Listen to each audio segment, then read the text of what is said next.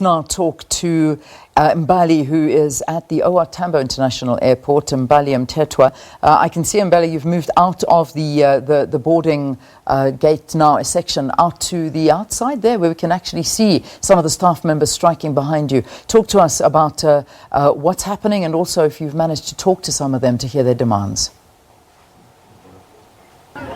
So we've left the airport and we've come to SAA's headquarters, where picketing SA NUMSA members as well as SA cabin crew members are picketing outside of the headquarters, and we understand that they are basically asking for a wage demand of 8%, and they have rejected the latest offer made by SAA of 5.9%. We understand that the NUMSA is actually calling on SAA to insource some of the outsourced staff members.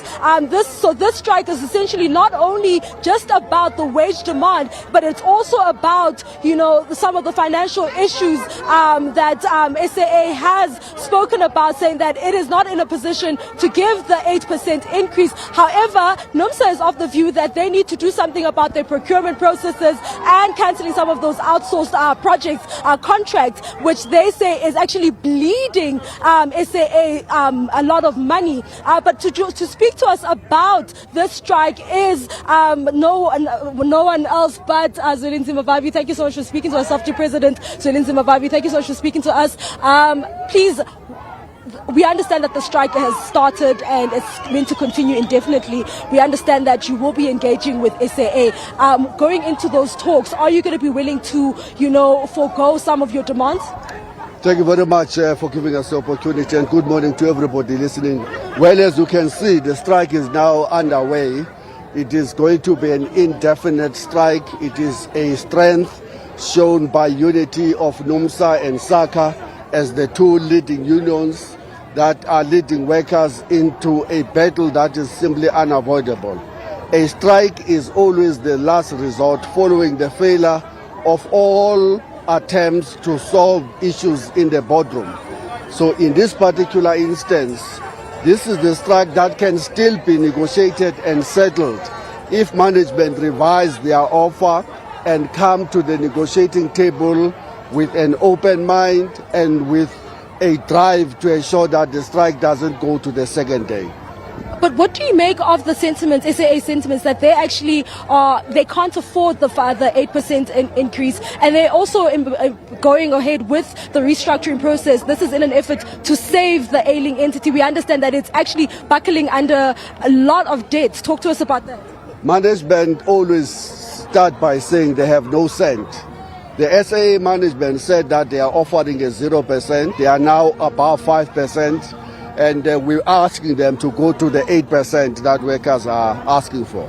Secondly, the issue of restructuring is a matter that was debated and settled amongst the role players at SAA under the leadership of the CEO, Vuyani Jahana, who had to leave because what he was putting on the table was apparently not something that the powers that be are looking for. We are convinced that the power that be in the Department of Public Enterprises are looking at every opportunity to sell SAA on a silver platter to their friends internationally and locally. We are quite aware of the agenda to privatize. We will resist that agenda because we see the airlines owned by the public providing a very important cog in our overall integrated public transport system, which will be made up of the trains, the rails, the buses, and all of the elements of the public transport. We are opposed to this attempt to now suddenly use the crisis created by the very same people, because it is they who have plunged a once leading airliner, an airliner that the world was looking at in terms of training other airline officials all over the world. It's now been almost brought to its knees by the very same government. And now the very same government is saying we must agree that it must sell it over to the friends, as they are trying to do with ESCOM, as they are trying to do everywhere else. Look at the price that the South African public is paying. They privatized ISCO. And now we're seeing job losses through ArcelorMittal, the workers in Saldanha Bay will lose their jobs.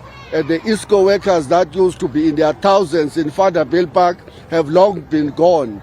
All the examples of privatization are such that they've proved to be a disaster for working people and the poor.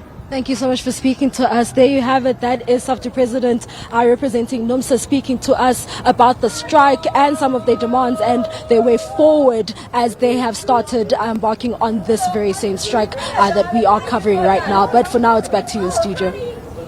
Mbali, thanks very, very much. And still continuing to cover SAA and the strike happening at the various airports around the country. We have got reporters deployed in other airports. We will cross over to them once they're up and running. But that wraps up our news.